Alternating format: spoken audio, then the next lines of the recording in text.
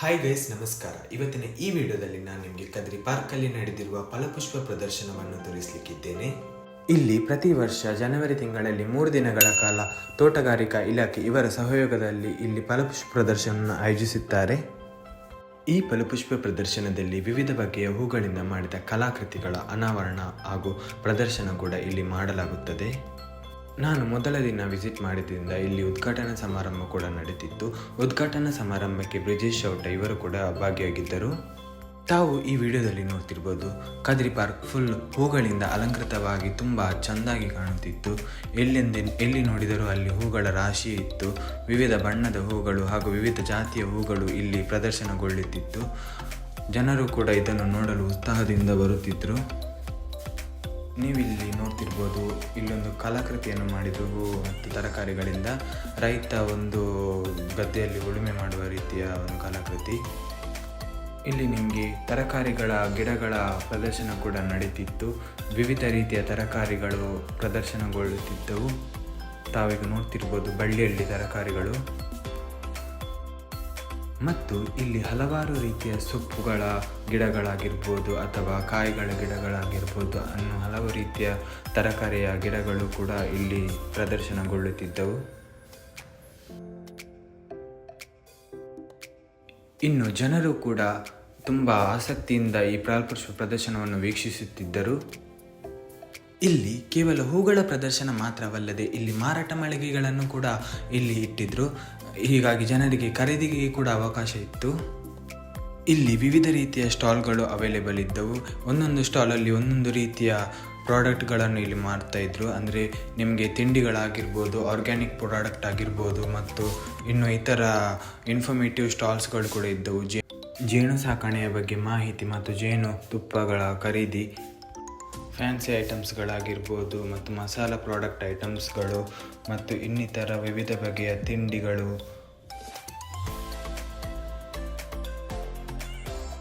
ವಸ್ತ್ರ ಖರೀದಿ ಹಾಗೂ ಇನ್ನಿತರ ಆಭರಣ ಖರೀದಿ ಮತ್ತು ಕೆಲವು ಇನ್ಫಾರ್ಮೇಟಿವ್ ಪ್ರಾಡಕ್ಟ್ ಕೂಡ ಇದ್ದವು. ನಮಗೆ ತುಂಬ ಯೂಸ್ ಆಗುವ ಪ್ರಾಡಕ್ಟ್ಗಳ ಕೂಡ ಮಾರಾಟ ನಡೀತಿತ್ತು. ಜಾಸ್ತಿಯಾಗಿ ನಮಗೆ ಕಂಡು ಬಂದದ್ದು ಮಸಾಲ ಪ್ರಾಡಕ್ಟ್ ಹಾಗೂ ತಿಂಡಿ ತಿನಿಸುಗಳು ಮತ್ತು ಬ್ಯಾಗ್ಗಳ ಖರೀದಿ ಕೂಡ ಇತ್ತು. ಅಂದರೆ ಬಟ್ಟೆ, ಬ್ಯಾಗ್ ಮತ್ತು ಕೆಲವು ಮಿಠಾಯಿಗಳು, ಇದರ ಕೂಡ ಖರೀದಿಗೆ ನಿಮಗೆ ಅವಕಾಶ ಇತ್ತು.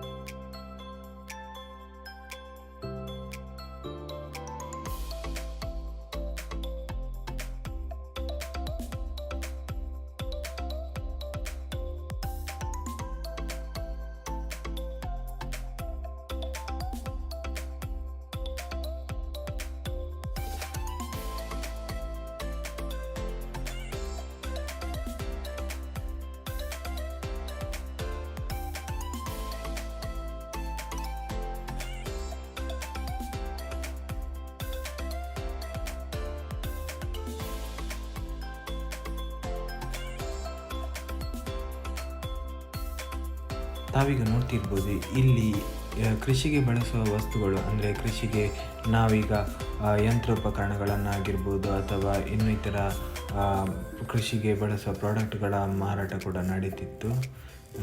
ತರಕಾರಿ ಬೀಜಗಳಾಗಿರ್ಬೋದು, ಗಿಡಗಳಾಗಿರ್ಬೋದು, ತುಂಬ ಗಿಡಗಳ ಪ್ರದರ್ಶನ ಹಾಗೂ ಮಾರಾಟ ಕೂಡ ನಡೀತಿತ್ತು. ಇಲ್ಲಿ ತಾವಿಲ್ಲಿ ನೋಡ್ತಿರ್ಬೋದು ವಿವಿಧ ರೀತಿಯ ಗಿಡಗಳ ಪ್ರದರ್ಶನ ಹಾಗೂ ಮಾರಾಟ.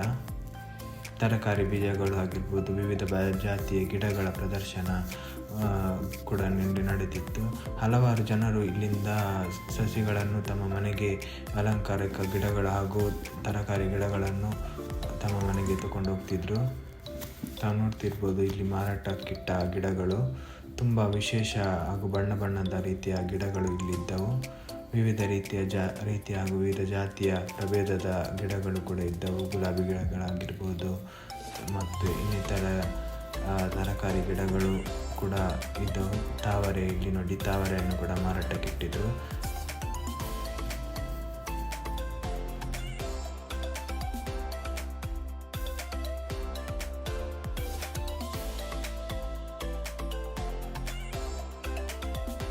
ಮತ್ತು ಗಿಡಗಳಿಗೆ ಬಳಸುವ ಗೊಬ್ಬರ ಹಾಗೂ ಔಷಧಿಗಳ ಕೂಡ ಮಾರಾಟ ಇಲ್ಲಿ ನಡೀತಿತ್ತು. ಮತ್ತು ಗಿಡಗಳನ್ನು ಬೆಳೆಸುವ ರೀತಿಯ ಬಗೆಗಿನ ಮಾಹಿತಿಗಳನ್ನು ಕೂಡ ಇವರು ನಮಗೆ ಗಿಡಗಳನ್ನು ಖರೀದಿಸುವಲ್ಲಿ ಮಾಹಿತಿಗಳನ್ನು ಕೂಡ ಇವರು ಕೊಡ್ತಿದ್ರು.